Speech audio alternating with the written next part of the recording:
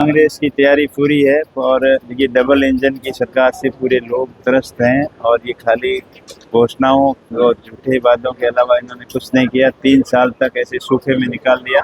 और लोगों को पता ही नहीं चल रहा है कि काम कुछ हो ही नहीं रहा है और राजनीति में किसकी चल रही है किसकी नहीं चल रही है। वैसे ही पोपोबाई का राज हो रखा है।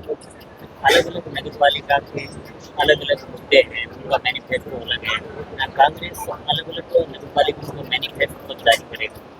देखिए, कांग्रेस पार्टी का मैनिफेस्टो तो जयपुर से पीसीसी के द्वारा आ जाएगा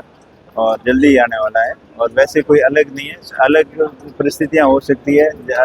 तो उसके हिसाब से स्थानीय लेवल पर डिसाइड किया जाएगा, लेकिन मेन मैनिफेस्टो एक ही रहेगा कि ग्रामीण क्षेत्र का और नगरीय निकाय का विकास कैसे हो, क्योंकि बीजेपी पिछले 2 साल से पंचायती राज और निकाय चुनाव करा ही नहीं पाई, कराने में विफल रही। कभी ओबीसी गणना का बहाना, कभी कुछ बहाना, कभी कुछ बहाना, कभी वन नेशन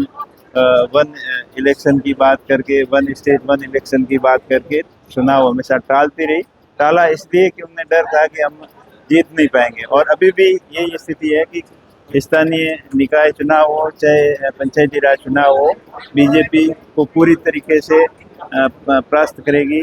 जनता, क्योंकि जनता पूरी तरीके से परेशान है इनकी झूठी घोषणाओं से और झूठे वादों से। अभी आपने नगर पालिका की बैठक ली, उससे मिले और जो आपके कार्यकर्ता से चर्चाएं की, सेंट्री की क्या हालात? सेंट्री में कांग्रेस पार्टी का बोर्ड बनेगा, बिल्कुल कांग्रेस पार्टी का चेयरमैन बनेगा नगर पालिका का और स्थिति मजबूत है। सब आपस में मिल के चुनाव लड़ेंगे और जो सेंट्री की मुख्य समस्या है, अभी 1.5 साल हो गए इसको नगर पालिका बनाए हुए, तो 1.5 साल के अंदर कुछ काम भी नहीं हुआ, ना कोई बजट जारी किया और अभी आचार संहिता लगने से पहले तुरंत पहले आनंद फानंद में कोई घोषणाएं की है, लेकिन धरातल पे 0 काम हुआ है। तो लोग सब समझदार है, लोग विकास के साथ में हैं, लोग डेवलपमेंट के साथ में हैं और लोग कांग्रेस पार्टी की रीति नीति और विचारधारा के साथ।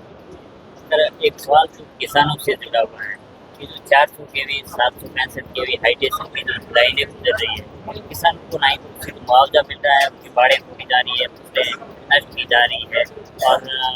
जिस तरीके से जो डीएलसी के हिसाब से जो नियम और शर्तें होती है उस हिसाब से उन्हें जो मुआवजा मिलना चाहिए, बिना मुआवजा दिए जो है किसानों की बिल्कुल मांगे जायज है। कंपनी वालों की मनमानी नहीं चलेगी। कई बार किसानों ने ज्ञापन भी दिया प्रशासन को, वाईटू के अंदर धरना प्रदर्शन भी हुआ, लगभग 2 महीने तक किसान धरने पर रहे और उसके बाद में किसानों से बात करके प्रशासन ने आश्वासन दिलाया कि किसानों की सहमति के बिना कोई भी लाइन नहीं निकलेगी। पिछले दिनों डीएलसी की मीटिंग भी थी और डीएलसी की दरें भी 50% करीब बढ़ाई गई। मेरा विचार तो ज़्यादा बढ़ाने का था, लेकिन कुछ नियम की वजह से इसे मैक्सिमम जितनी बढ़ सकती थी उतनी डीएलसी की हमने दरें भी बढ़ाई है और मेरा प्रयास रहेगा और कांग्रेस पार्टी का प्रयास रहेगा कि किसानों को ज़्यादा से ज़्यादा मुआवजा मिले और उचित मुआवजा मिले। कोई भी कंपनी, प्राइवेट कंपनी किसानों के साथ में ज़बरदस्ती करती है, बलपूर्वक लाइन निकालना चाहती है तो उसका पूरा विरोध किया जाएगा। हम उनके किसानों के साथ में।